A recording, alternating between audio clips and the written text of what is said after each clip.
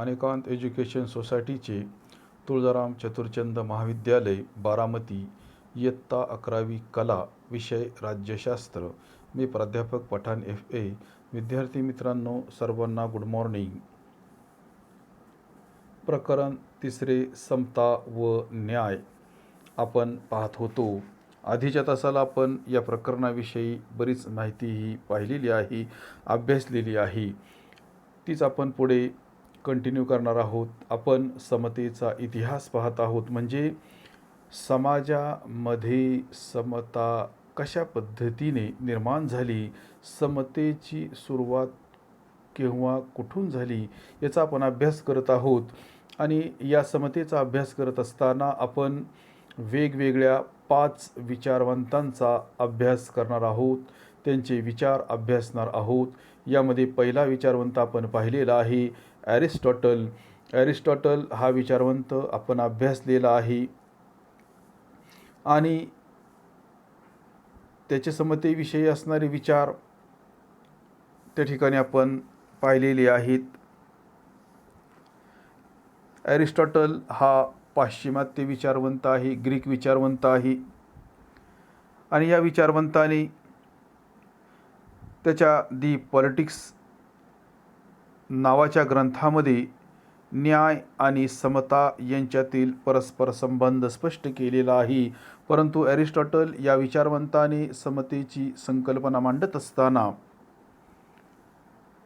किंवा ॲरिस्टॉटल या विचारवंताने जी समतेची संकल्पना मांडलेली आहे ही मर्यादित अशा स्वरूपाची आहे. कारण ॲरिस्टॉटल याची समतेची संकल्पना नगर राज्यांमधील नागरिकांपुरतीच मर्यादित होती.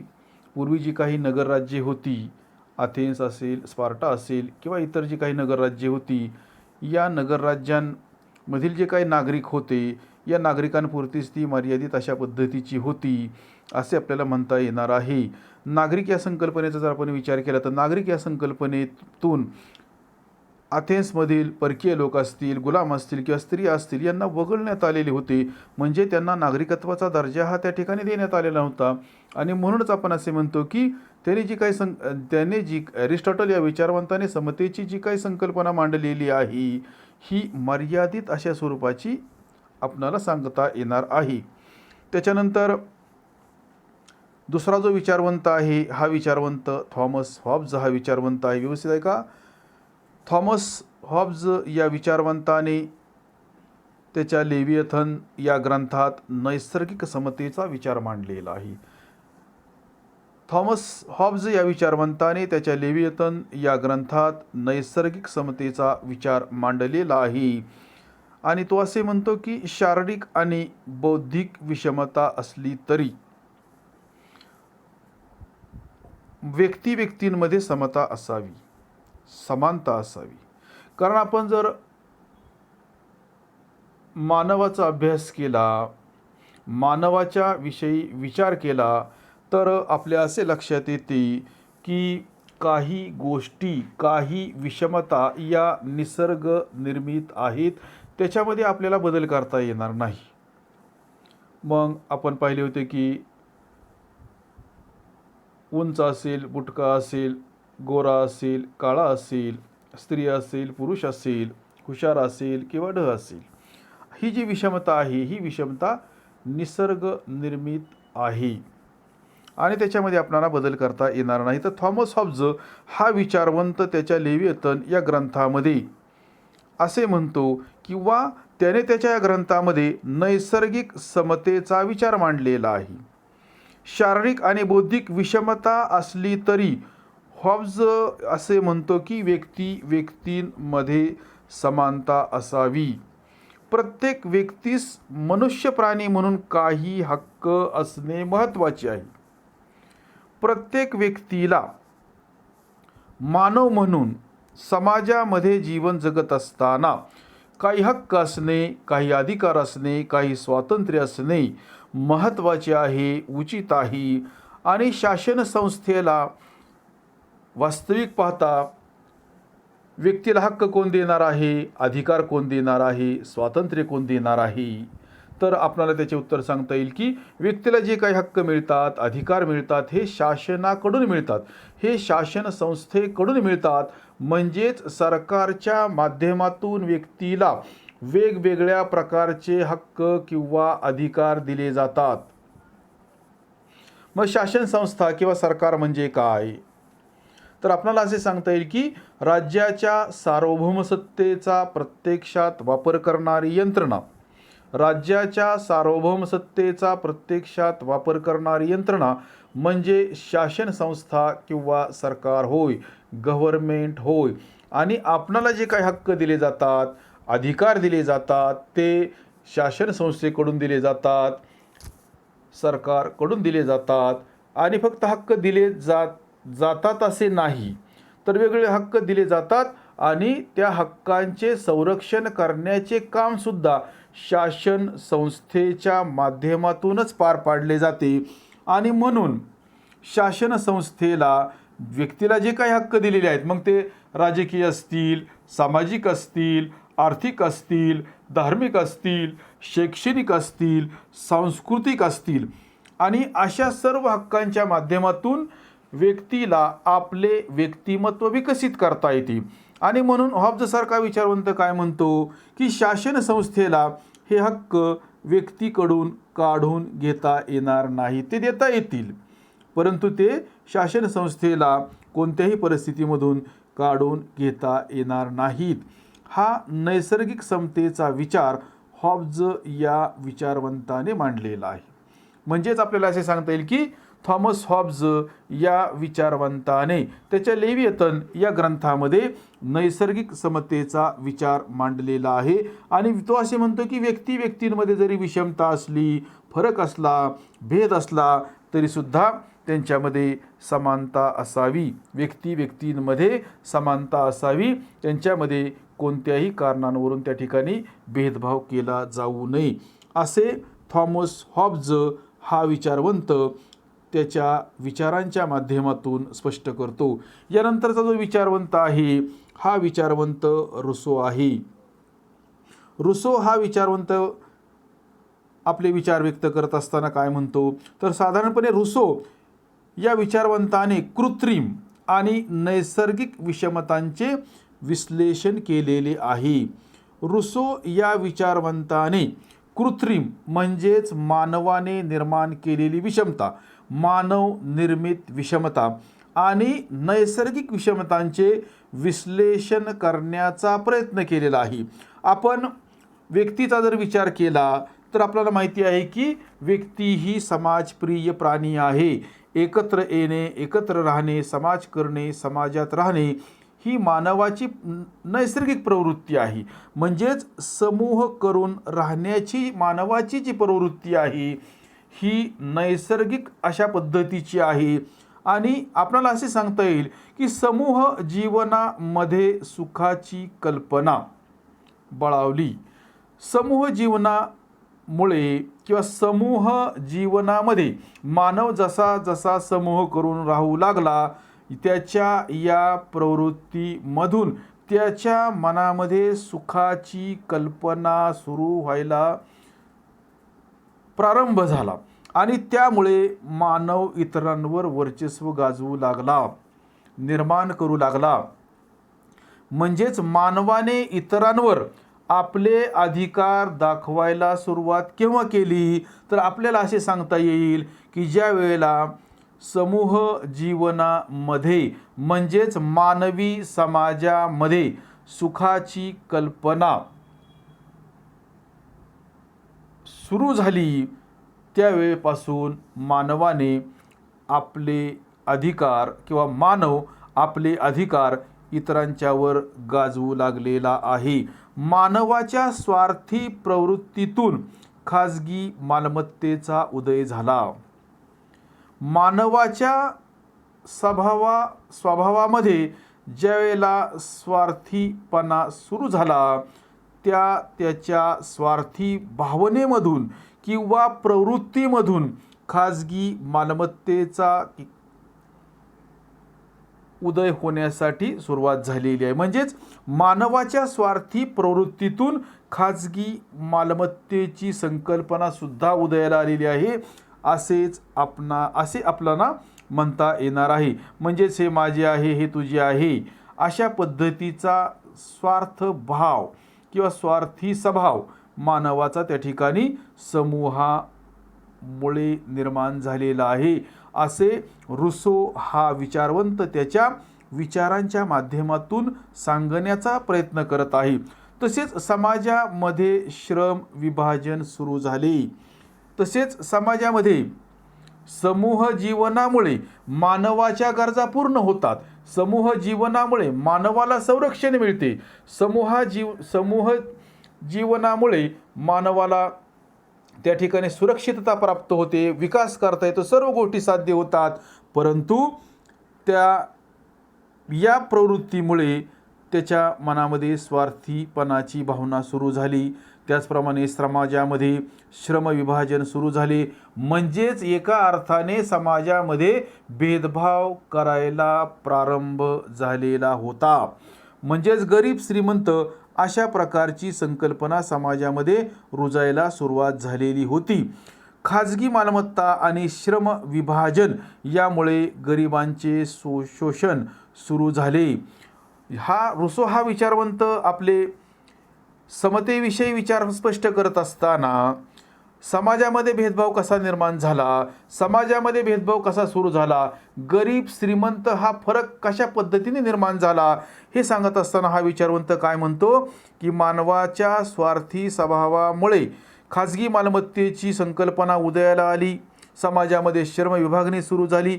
खाजगी मालमत्ता आणि श्रम विभाजन यामुळे त्या ठिकाणी समाजामध्ये जे गरीब लोक आहेत, या गरीब लोकांचे शोषण होण्यासाठी त्या ठिकाणी सुरुवात झालेली आहे, असे रुसो हा विचारवंत या ठिकाणी म्हणतो आहे. मग या रुसो या विचारवंताचे हे विचार ऐकत असताना तो असे म्हणतो की या प्रक्रियेतून श्रीमंत वर्गाने कृत्रिम विषमता निर्माण केली. म्हणजेच आपल्याला या ठिकाणी असे सांगता येणार आहे की रुसो हा विचारवंत काय म्हणतो की विषमता कुणी निर्माण केलेली आहे, तर ती मानवाने निर्माण केलेली आहे आणि ती कृत्रिम आहे. नैसर्गिक आहे का? नाही. तर ती विषमता कशी आहे?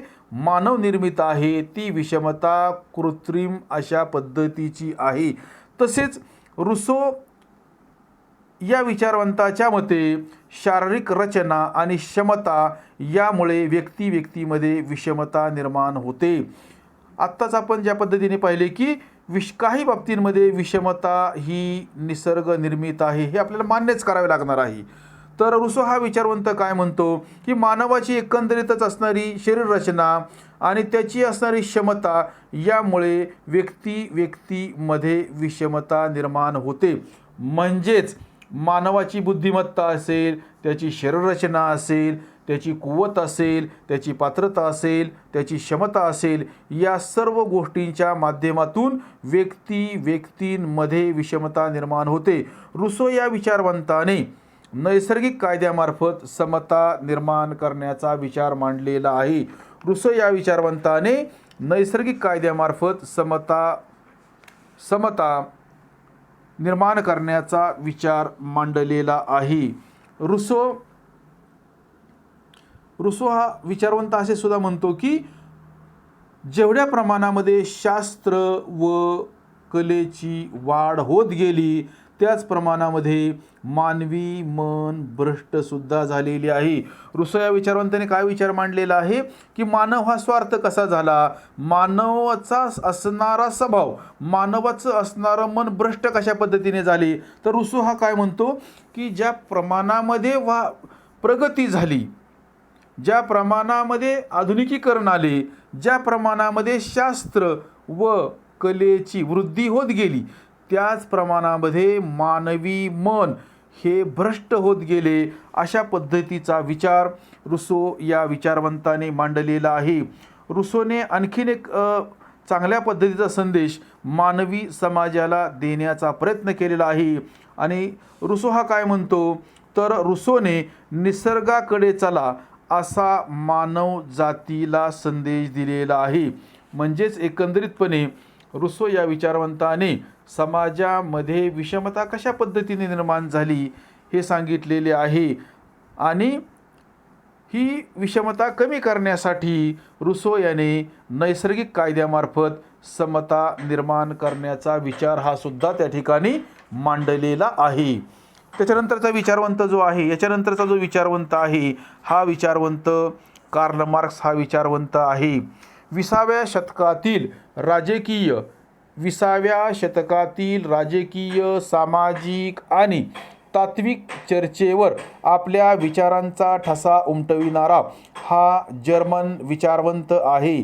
20व्या शतकातील राजकीय, सामाजिक आणि तात्विक चर्चेवर आपल्या विचारांचा ठसा उमटविणारा कार्ल मार्क्स हा एक जर्मन विचारवंत आहे आणि या विचारवंताने वेगवेगळे ग्रंथ लिहिलेले आहेत आणि या ग्रंथांच्या माध्यमातून त्याने आपल्या मनातील विचार विश्व जगासमोर मांडण्याचा प्रयत्न केलेला आहे. मग त्याचे जे काही ग्रंथ आहेत, होली फॅमिली असेल, जर्मन आयडिओलॉजी असेल किंवा त्याचा महत्त्वाचा ग्रंथ दास कॅपिटल हा ग्रंथ असेल, या ग्रंथांच्या माध्यमातून त्याने आपले विचार मांडण्याचा प्रयत्न केलेला आहे.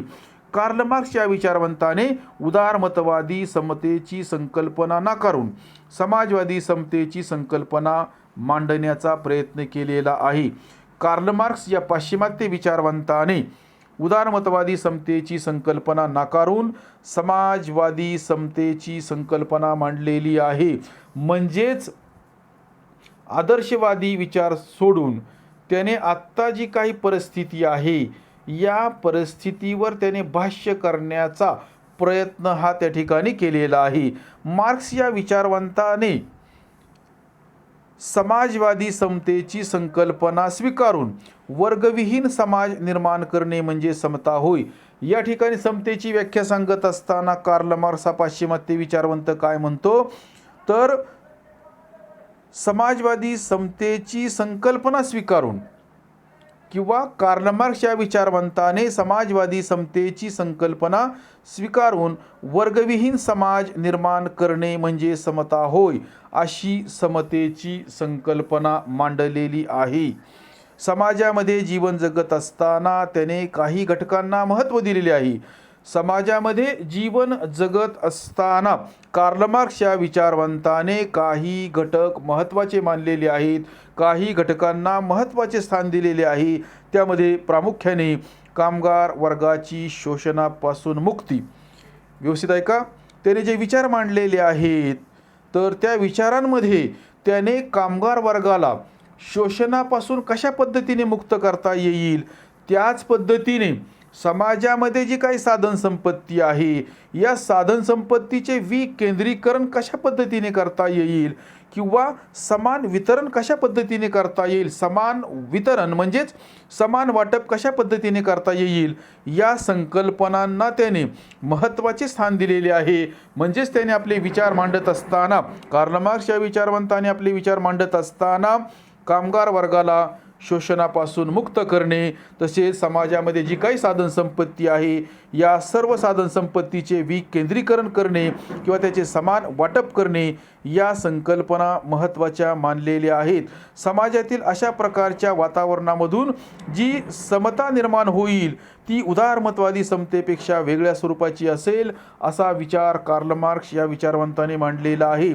म्हणजे ज्या वेळेला कामगार म्हणजे समाजामध्ये कोणत्याही प्रकारचा भेदभाव केला जाणार नाही आणि अशा वेळेला समाजामध्ये जी समता निर्माण होणार आहे नक्कीच ही समता उदारमतवादी समतेपेक्षा वेगळी असणार आहे. म्हणजेच कार्ल मार्क्स या विचारवंताने विचार मांडत असताना जे काही असेल त्याच्यावर समाजाची मालकी असणार आहे, जे काही मिळणार आहे त्याच्यावर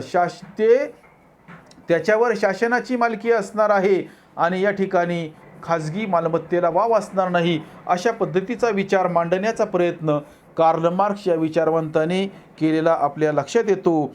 आणि ज्यावेळेला कार्ल मार्क्स याच्या विचारातून आपल्याला असे सांगता येईल की ज्या वेळेला समाजामध्ये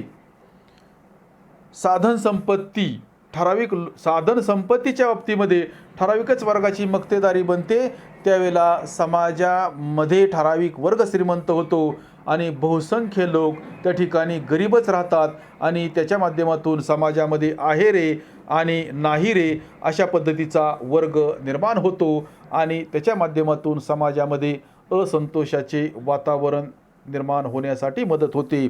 आणि म्हणून समाजामध्ये श्रीमंत गरीब अशा पद्धतीचा फरकच असणार नाही, अशा पद्धतीचा भेदभाव असणार नाही, हे विचार मांडत असताना कार्ल मार्क्सच्या विचारवंताने वर्गविहीन समाजाची रचना करण्याचा प्रयत्न केलेला आहे किंवा त्याच्या बाबतीमध्ये आपले विचार मांडण्याचा प्रयत्न हा केलेला आहे.